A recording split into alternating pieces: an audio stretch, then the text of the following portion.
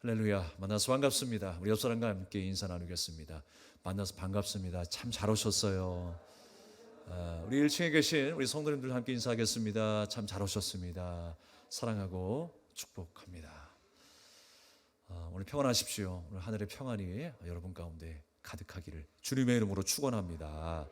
무덤에서 집으로 인도하신 주님이라는 말씀의 제목으로 함께 은혜를 나누겠습니다. 정의연주 씨라고 하는 분이 이런 책을 쓰셨어요. 미쳐 돌아가는 세상에서 살아남기라는 책에 보게 되면 이런 글귀가 있었습니다. 도무지 변하지 않는 사람이 있다라는 거예요. 그 변하지 않는 사람들은 이렇게 이야기한답니다. 사람은 절대로 변하지 않아 라고 말을 한대요. 그래서 입버릇처럼 반복한다라는 것입니다. 그런데 이 말은 자기 자신은 절대 변할 수 없다 라고 하는 마음으로 말을 하는 거래요. 실제로 그들은 변하지 않습니다. 또 반대로 스스로 변화를 겪어본 사람이 있다라는 거예요. 변화를 겪어본 사람은 어떻게 이야기하느냐, 이렇게 이야기한대요. 누구나 변할 수 있어. 나도 변했는걸 라고 이야기한답니다. 여러분 변하셨습니까? 변하고 있습니까? 우리는 예수님을 만나서 변한 사람들이에요. 엄청난 큰 변화를 경험한 사람들입니다. 우리 가운데 어떤 변화가 일어났습니까? 예수님을 만나서 우리가 구원의 자녀가 되었고요. 우리가 세상으로 인하여서 만족하였던 그 마음이 예수님 때문에 만족하는 인생이 되어 있어요. 이 땅을 소망했던 우리의 시각이 하나님 나라를 소망하는 시각으로 바뀌었어요. 그리고 우리에게 있어서 큰 변화가 있다면 우리가 예수 안에서 한 지체를 이루었다라는 것입니다. 우리가 어떻게 하나가 될 수 있을까? 성격도 다르고 각자의 어떤 방향과 비전도 다른 사람들이 하나가 될 수 있을까? 우리는요, 각자 따로 놀면 하나가 될 수 없어요. 신앙생활 열심히 하다가도, 예수님의 사랑을 이야기하다가도 세상 생각하다 보면 금세 우리의 자존심이 앞서고 우리 혈기가 앞서고요, 우리의 욕심과 교만함이 앞서서 하나 되기가 너무나 힘든 사람들이에요. 그럼에도 불구하고 우리는 또 예수님을 따르는 주님의 제자로서 우리가 예수 안에서 또 하나 되기를 힘쓰는 거예요. 우리는 주님 안에서 하나 될 수가 있어요. 그게 우리 인생 가운데 큰 변화입니다. 할렐루야. 날마다 하나 되기를 힘쓸 수 있는 저와 여러분 될 수 있기를 바랍니다. 그 변화 선상에서 살아가는 우리가 되어야 돼요. 그래서 우리는 날마다 변화되고 개혁되어야 하는 것입니다.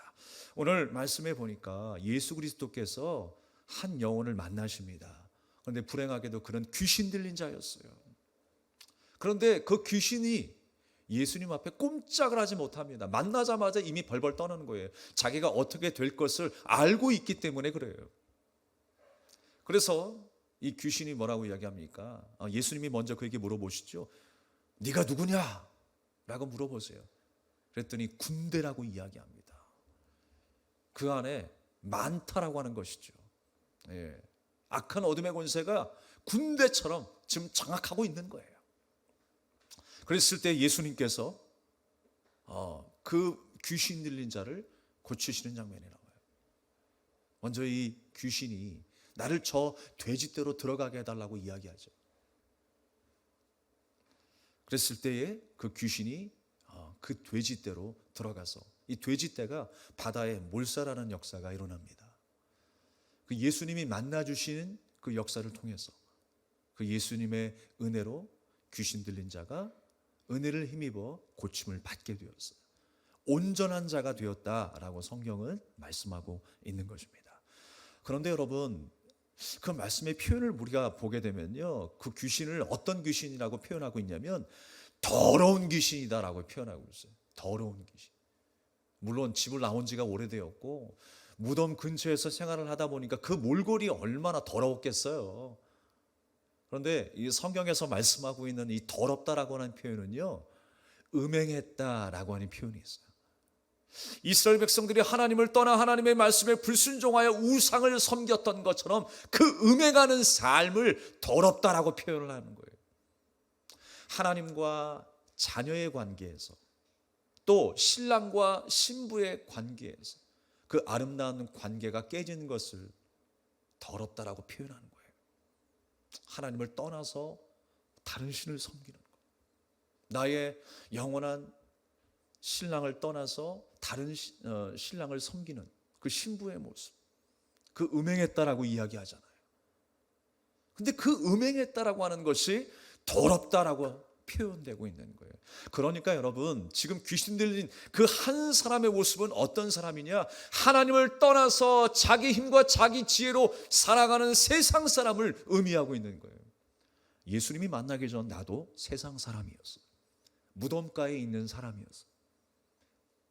옷을 벗고 다녔던 사람이었어. 집을 떠난 탕자와 같은 인생이었습니다. 오늘 이 귀신 들린 자의 모습을 보면 딱 탕자의 모습 같지 않습니까? 아버지를 떠나서 더러운 돼지 우리에 들어가기까지 그의 모습이 너무나 더러운 모습으로, 안타까운 모습으로 묘사되고 있어요. 그런데 그 모습이 바로 아버지를 떠난 것처럼 하나님을 떠나 있는, 우상을 섬기고 있는 세상의 영의 그 지배 속에 살아가는 한 사람의 모습을 보여주고 있더란 말입니다. 바로 내 모습이었어요. 내가 그렇게 흉측한 모습으로 살아가고 있어요. 오늘 예수님은요, 겉으로 어떤 드러나는 한 사람, 귀신 들린 자, 무덤에서 사는 정말 보기 좋지 않은 그 몰골처럼, 그 몰골의 한 사람을 보여주는 것처럼 우리에게 말씀하시지만, 정말 우리 안에 있는 그 죄를 예수님께서 말씀하고 있는 거예요. 죄 때문에 우리가 하나님과 분리되어 있었어요.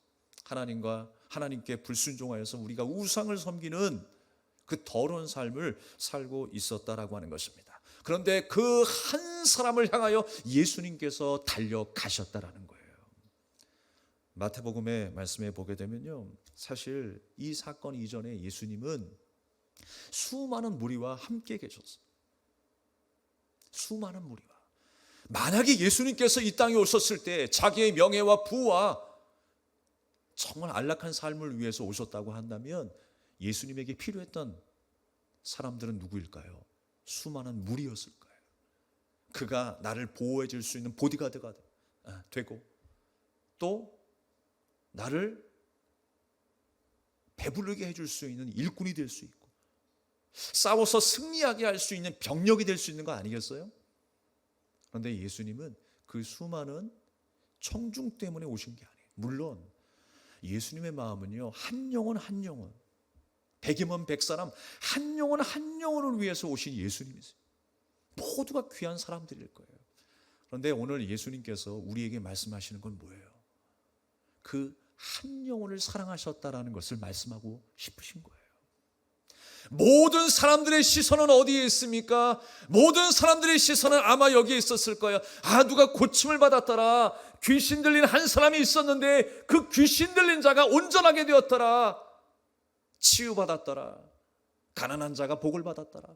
이것이 바로 사람들의 시각일 거예요. 그러나 예수님의 시각은 다른 데 있었어요. 명성을 받고 많은 사람들과 함께 부를 누릴 수 있는 그 수많은 무리, 그 청중, 그 자리를 좋아하셨던 것이 아니라 그 자리를 떠나서 한 영혼을 바라보시고 예수님은 달려오신 거예요. 그 한 영혼이 누구입니까? 바로 나예요. 무덤가에 있었던 나, 하나님의 말씀과 단절되어 살았던 나. 그런데 예수님이 만나 주셔서 그 예수님의 그 복음 앞에 내가 반응하게 된 줄로 믿습니다. 바로 우리는 그 은혜 아래 살아가는 주님의 제자라고 하는 것입니다. 이 무덤이라고 하는, 이 무네마라고 하는 그 말의 의미를 보면 생각나다, 기억나게 하다라고 하는 의미가 있어요. 네, 그래서 예전에 우리가 그 수학여행을 가게 되면 경주로 많이 수학여행을 갔잖아요. 경주에 많이 있는 게 뭐냐면 무덤들이죠. 무덤. 그 무덤 안에 뭐가 있어요? 이 왕의 릉 안에는 뭐가 있죠? 뭐 금귀고리가 있고 목걸이가 있고 금으로 만든 신발이 있더라고요, 세상에. 그럼 어떻게 신고 다녔을까? 뒤꿈치 까지지 않았을까요? 어쨌든 간에 그 수많은 유물이 있는 이유는 뭐냐면 그 사람의 신분을 대변하는 거예요. 이 사람이 어떤 관직에 있었고 어떤 부를 누렸고 어떻게 살아왔는가가 그 무덤을 통해서 우리는 확인할 수가 있는 거예요.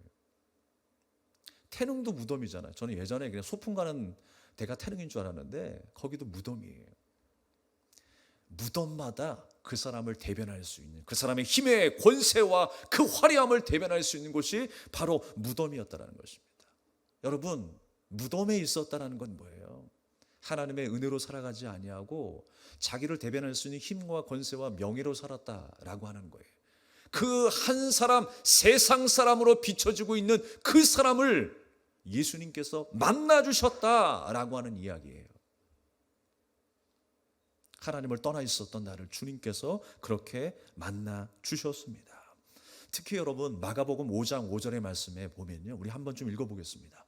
마가복음 5장 5절의 말씀이 동일한 내용을 담고 있는데 좀 다르게 표현하고 있어요. 함께 읽어보겠습니다. 시작. 밤낮 무덤 사이에서나 산에서나 늘 소리 지르며 돌로 자기의 몸을 해치고 있었더라. 여러분, 자기의 몸을 해쳤다라고 했어요. 이런 표현들이 종종 나오죠. 특별히 갈멜산상에서 엘리야와 850대 1로 전투하였던 그 이야기를 여러분 한번 생각해 보세요. 우리 한번 어느 제단에 불이 먼저 떨어지는지 시합하자. 엘리야의 제단에 하나님의 불이 떨어졌어요. 그런데 바알 선지자들, 아세라 선지자들의 제단에는요, 불이 떨어지지 않는 거예요. 그래서 그들이 행한 일이 뭐예요? 몸에 상처를 내고 자기 몸을 해치면서 막 춤을 추며 노래를 하는 거죠. 어떤 의미였을까요? 내가 이렇게 정성스럽게 내 신 앞에 헌신을 하는데 내 신이 응답하겠지, 나를 사랑스럽게 바라보겠지 라는 것 아니겠어요? 자기 열심을 드러내는 거예요. 내가 이만큼 헌신했으니까 내가 이만큼 보상받아야 되겠다라고 하는 잘못된 신앙으로 지금 가고 있는 거예요. 사랑하는 여러분, 우리가 하나님을 섬김에도 우리는 바르게 섬길 수 있어야 돼요. 우상을 섬기듯 이방신을 섬기듯 하나님을 섬기면 안 되는 것입니다. 우리는 조건 없는 사랑을 받은 하나님의 자녀로서, 은혜를 받은 하나님의 백성으로서 감사와 찬양과 존귀와 영광을 올려드릴 수 있는 저와 여러분이 되어야 할 줄로 믿습니다. 나의 공로와 나의 지혜가 아니요, 나의 경험이 아니요, 오직 내게 부어주신 그 십자가의 사랑으로 인하여서 내가 살게 되었음을 감사하며 찬양하는 우리의 일상이 되어야 할 줄로 믿습니다. 그래서 여러분, 30절 말씀에도 주님이 이 사탄에게 내 이름이 뭐냐라고 물어보실 때 군대라고 이야기하죠. 군대라고 이야기하면 내가 이렇게 많이 있습니다 라고 하는 것 같아요. 적어도 이런 능력이 있습니다. 나는 상당히 예수님 앞에 위협적입니다. 이 사탄의 지금 모습이 어떤 모습이에요? 예수님 앞에 깨갱하면서도 뭔가 여전히 지금 꿈틀거리고 있어요. 사탄의 권세는 이미 패하였습니다. 예수님의 부활의 사건을 통해서 사탄의 권세는 이미 패하였어요. 그럼에도 불구하고 우는 사자와 같이 우리를 삼키려고 하고 우리를 유혹하고 우리를 넘어뜨리게 하잖아요. 그러나 여러분, 우리는 이미 승리한 사람들이에요. 주님이 만나주신 사람들이에요. 무덤에서 집으로 인도함을 받고 하나님의 품 안에 거하는 자들입니다. 두려워하지 마시고 담대한 믿음으로 예수님과 동행하는 우리가 될 수 있길 바랍니다. 절 함부로 하지 마세요라고 해봤자 뭐예요? 이미 패한 인생들인데요. 패한 사탄들인데요. 사탄은요, 이렇게 예수님께 제안합니다. 저를 돼지에게 들어가게 해주십시오 라고 이야기를 해요. 돼지에게. 그 당시 유대인들에게는요, 이 돼지라고 하는 것은 상당히 부정한 짐승이었어요. 그냥 예수님께서 한 번에 고치시고 귀신을 물리치실 수도 있었는데 왜 이런 이야기들을 예수님께서 만드시고 하시는 걸까요? 왜 이런 시청각 자료들을 보여주시면서 굳이 귀신이 이 돼지떼로 들어가는 모습들을 보게 하시는 걸까요? 거기에는 특별한 이유가 있습니다. 돼지는 부정한 짐승이라고 그랬어요. 그 부정한 짐승 가운데에 귀신이 들어가서 바다에 몰살하였다라고 하는 거예요.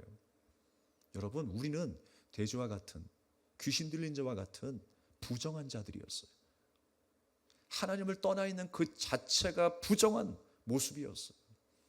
그런데 예수 그리스도께서 나를 사랑하셔서 이 한 영혼을 위해 십자가상에 죽으셔서 나의 모든 죄를 안으시고 죄인이 되신 거예요.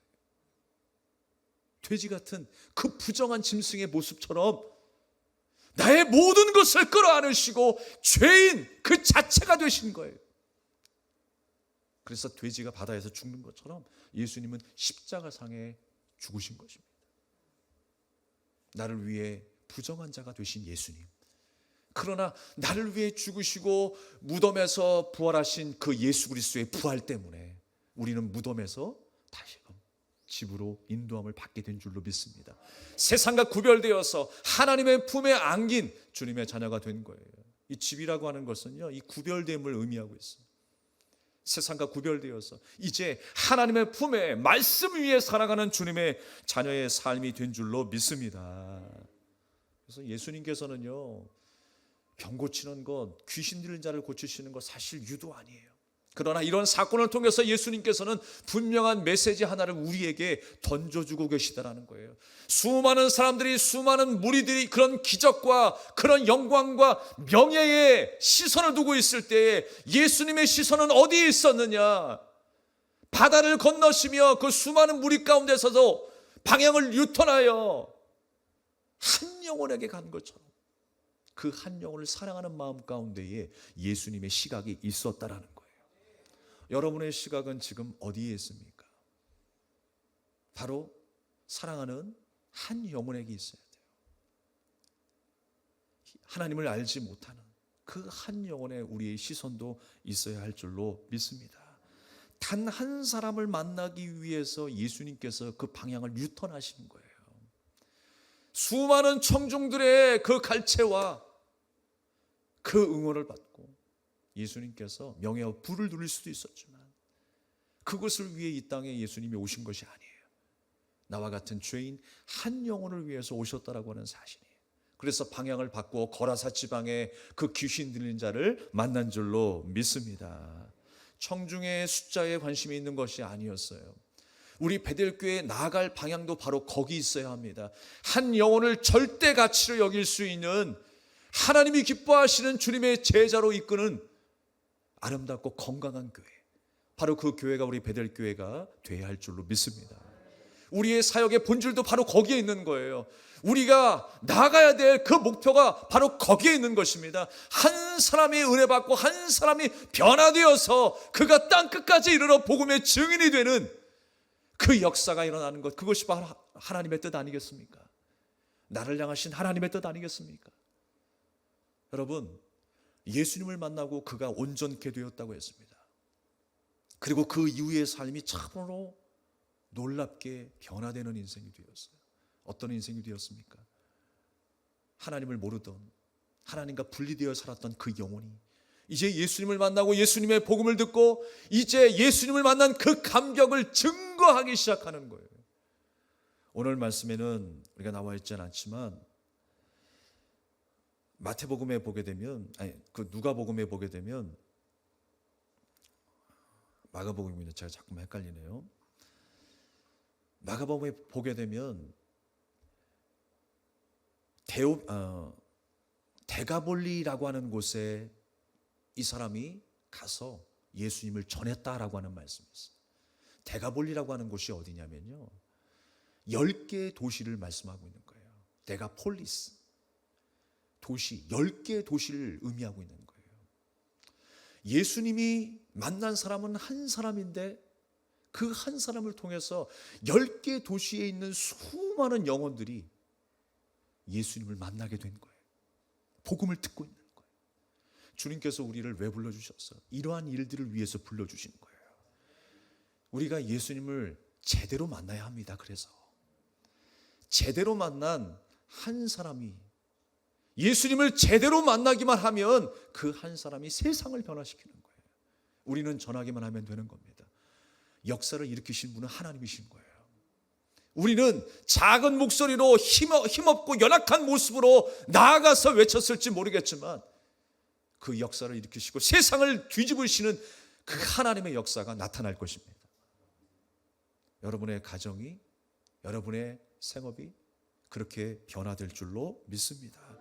그 한 영혼의 가치가 바로 그런 거예요. 우리는 한 사람이 아무것도 할 수 없을 거다라고 생각할지 모르겠습니다. 그러나 아니에요. 하나님은 그 한 영혼을 축복의 통로로 사용하셔서 놀라운 일들을 펼치실 것입니다.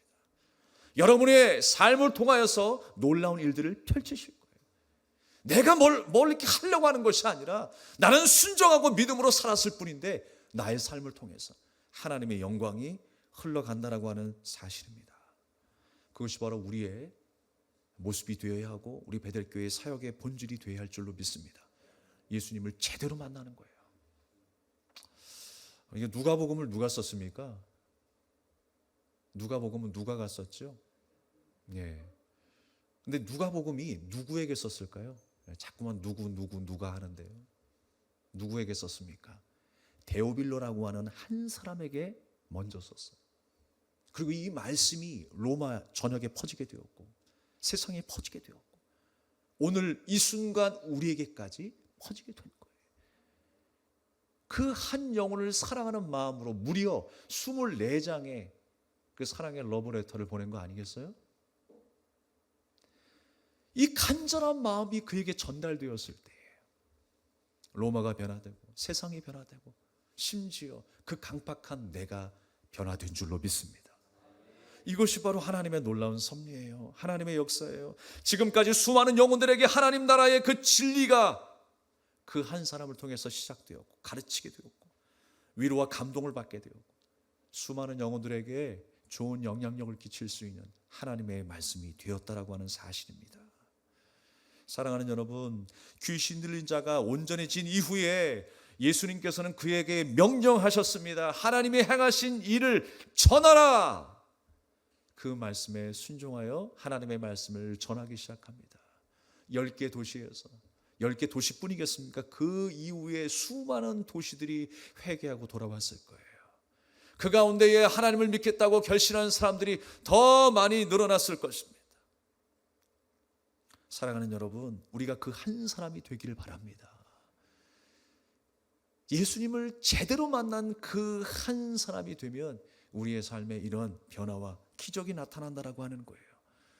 귀신 들린 자가 무덤 속에 있었던 것처럼, 무덤 안에 있었던 것처럼 우리는요 그렇게 무덤 주변에서 살았던 인생들이었어요. 그런데 여러분, 빠져나올 수 없는 우리의 인생 가운데 예수님께서 그 무덤에서 부활하셨잖아요. 예수님께서 사망의 권세를 깨뜨리셨잖아요. 승리하셨잖아요. 그래서 우리가 그 무덤에서 탈출할 수 있었어요. 우리는 죄 때문에 그 무덤에서 영원한 그 죽음으로 살아갈 수밖에 없었어요. 그냥 끝나는 인생이었어요. 그런데 여러분, 예수님만이 나를 그 무덤에서 건지신 거예요. 예수님이 부활하셨기 때문에 그 부활이 나의 부활이 되어서 우리는 그 무덤에서 하나님의 품으로 들어가게 된 줄로 믿습니다. 예수님께서 사망의 어둠의 권세를 물리치시고 죄의 문제를 해결해 주시는 거예요. 그렇게 무덤과 분리되게 하셨고 세상과 분리되게 하셨고 죄와 분리되게 하셨고 세상의 명예와 세상의 모든 힘에서 분리되게 하셨어요. 그래서 하나님의 은혜의 품 안에 거하게 하셨다라고 하는 사실입니다. 예수님께서 이런 말씀을 하셨어요. 마태복음 10장 34절의 말씀을 우리가 함께 읽어보겠습니다. 시작. 내가 세상에 화평을 주러 온 줄로 생각하지 말라. 화평이 아니요 검을 주러 왔노라. 이 화목한 우리 가정을 하나님이 깨뜨리시는 거 아닌가? 그런 말씀이 아니에요. 무덤 속에 있었던 나, 무덤과 분리될 수 없는 나를 주님께서 찾아오셔서 분리시켰다라는 거예요. 그 검으로, 말씀의 검으로, 복음의 검으로 우리를 분리시킨 거예요. 세상 권세에 힘입어서 세상의 영의 다스를 받고 있었던 그 세상의 노예였던 나를 그 악한 영에게서 분리시킨 거예요. 세상에 묶여있고 이 땅의 것을 생명처럼 여기고 있었던 내 인생을 주님께서 분리시킨 거예요. 그래서 검을 주러 왔다라고 말씀하신 것입니다. 우리는 주님의 은혜로 그렇게 구원받아 주님과 연합하는 영광된 삶을 살게 된 줄로 믿습니다. 주님과 하나 되게 하셔서 영원한 생명을 누리게 되었다라고 하는 거예요. 여러분, 그 기쁨이 여러분 안에 충만하길 바랍니다.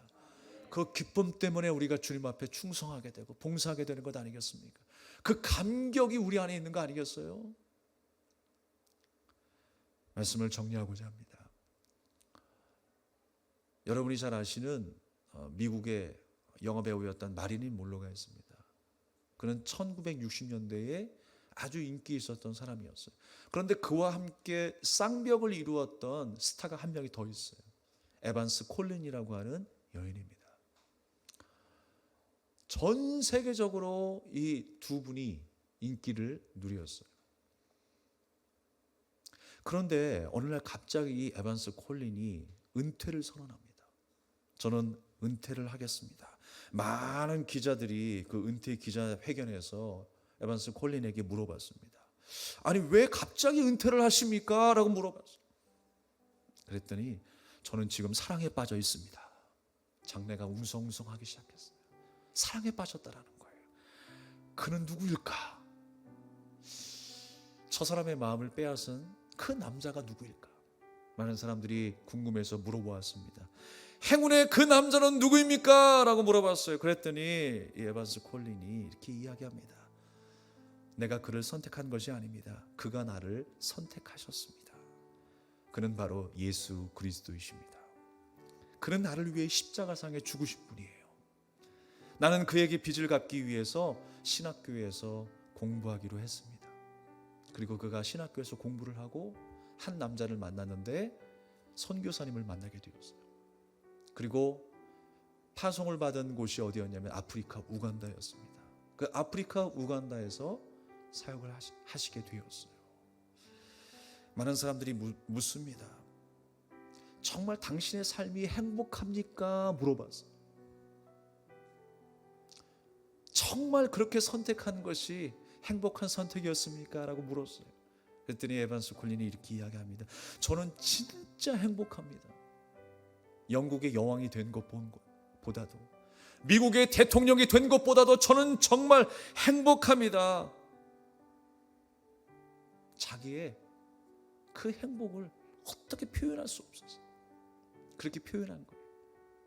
정말 행복하다라고 하는 것입니다.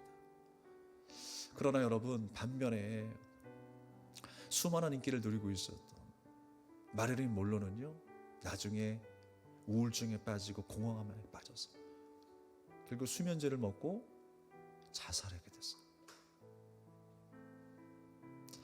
사랑하는 여러분, 하나님의 말씀이 우리 가운데 던져졌을 때, 주님이 우리 가운데 찾아왔을 때 여러분은 어떤 반응을 하셨나요? 각기 다 반응이 다를 거예요. 주님께서 우리를 만나 주셨는데 왜 그렇게 반응이 다를까요? 에반스 콜린이 만난 예수님과 내가 만난 예수님은 다른 걸까요? 같은 분 아닌가요? 그런데 왜 우리의 반응은 전혀 다른 모습일까요? 교회 안에 많은 성도님들이 계십니다만 다른 마음으로 신앙생활을 하게 될 것입니다. 어떤 사람은 계산하는 사람이 있고 또 어떤 사람은 계산하지 아니하는 마음으로 신앙생활을 할 거예요. 하나님 앞에 드려도 죄송하기 그지없어서 하나님 앞에 내 삶을 드리고 내 시간을 드리고 내 물질을 드려도 고개를 들지 못하는 분들이 계실 겁니다. 그러나 하나님 앞에 드리고 나서 내가 이 정도면 됐겠지라고 생각하시는 분들도 계실 거예요. 사랑하는 여러분, 나 한 영혼을 찾아오셔서 베푼 그 사랑 때문에, 나 같은 죄인 살리신 그 은혜 때문에, 그 은혜를 깨달은 사람은요, 그 반응이 다르게 나타날 것입니다. 에반스 콜린처럼 자기의 생명을 다하여 복음을 증거했었던, 내가 받은 사랑을 증거하기 위해서 아프리카 우간다를 찾았던 것처럼 그 원주민들에게 하나님의 말씀을 증거했었던 것처럼 반응이 다르게 나타날 것입니다. 여러분, 예수님을 제대로 만나시기 바랍니다. 제대로 만난 사람의 반응은 다르게 나타날 것입니다. 이제 우리 차례, 우리가 반응할 차례예요. 우리가 지금까지 시원찮게 반응했다면 이제 우리는 제대로 반응할 수 있어야 돼요. 나 같은 한 영혼을 주님께서 만나 주셨잖아요. 그 감사와 기쁨을 표현하시고 찬양하시고 우리의 삶 속에 봉사와 충성과 헌신으로 예수님 앞에 반응할 수 있는 저와 여러분이 되기를 주님의 이름으로 축복합니다. 이제 우리 차례라는 거예요. 한 주간 동안 그렇게 반응하시고 하나님의 놀라운 사랑과 그 은혜에 감사하며 반응하시는 저와 여러분 되기를 주님의 이름으로 축원합니다. 우리 찬양 드리고 함께 기도하겠습니다.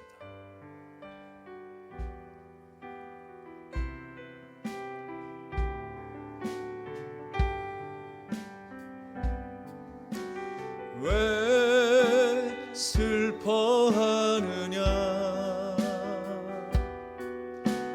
왜 걱정하느냐, 무얼 두려워하느냐,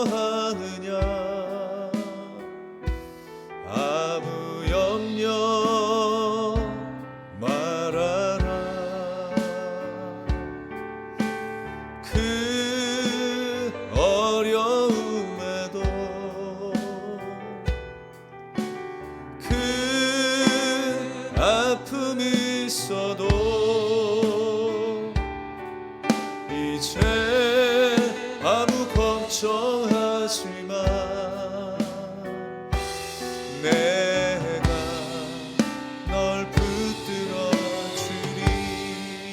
내가 너와 항상 함께하리라. 내가 너와 항상 함께하리라.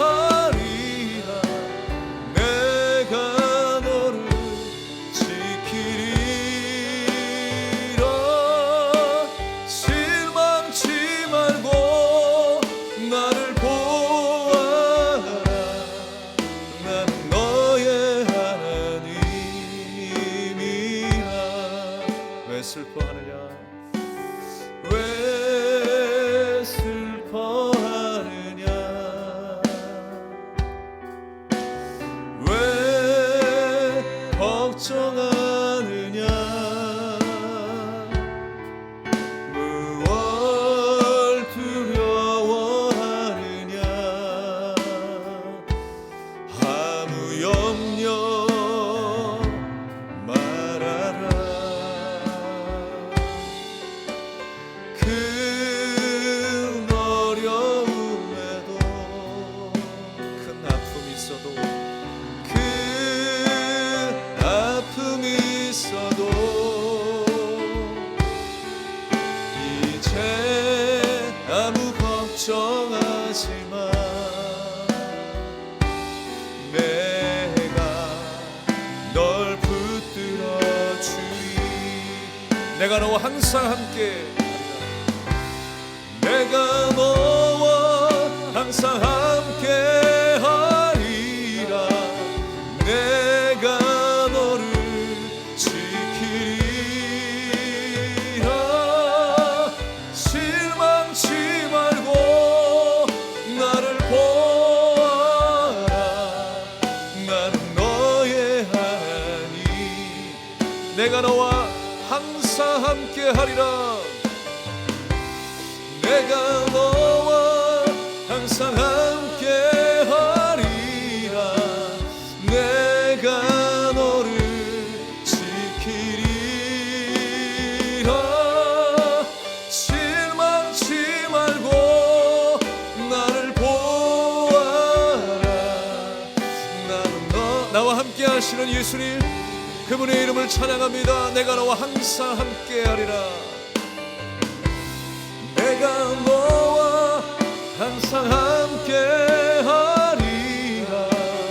내가 너를 지키리라. 실망치 말고 나를 보아라. 나는 너의 하나님이라. 실망치 말고 나를 보아라. 실망치 말고 나를 보아라. 나는 너의 하나님이라. 아멘. 주신 말씀을 기억하면서 우리 합심하여 기도하기를 원합니다. 무덤가에 있었던 귀신 들린 자처럼 우리가 하나님과 분리되어 그렇게 살고 있었어요. 슬픔 가운데, 절망 가운데, 슬픔 가운데, 그러나 주님께서 내게 찾아와 주셔서 한 영혼을 절대 가치로 하셨던 그 주님의 사랑, 우리는 그 주님의 사랑 때문에 무덤에서 주님의 품으로 옮김을 당하게 된 줄 믿습니다. 그렇게 옮겨졌어요. 주님 감사합니다. 나 같은 죄인 살리신 그 은혜 진심으로 감사를 드립니다. 세상과 분리하게 된 나의 영혼, 이제 주님과 연합하는, 주님의 말씀에 순종하는, 그 사랑에 반응할 수 있는 주님의 자녀가 되게 하여 주시옵소서. 주의 나라와 의를 위하여 충성하며 헌신할 수 있는 하나님의 일꾼이 되기를 원합니다. 나를 그 목적을 위해서 하나님이 나를 불러주셨다라고 하는 사실을 평생의 삶에 잊지 않게 해달라고 우리 주 한번 외치며 간절한 마음으로 기도하겠습니다. 주여.